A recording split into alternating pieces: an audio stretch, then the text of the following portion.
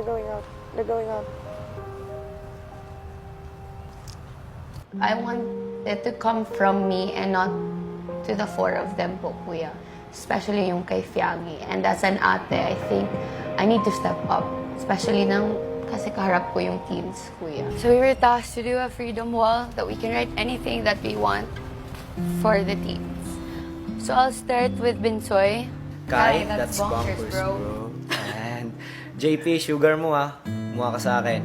Rain, Chane, hiram ako. Kai, kilay mo ha. Muha. Jaren, it's a dream come true. Sleep over! From JM.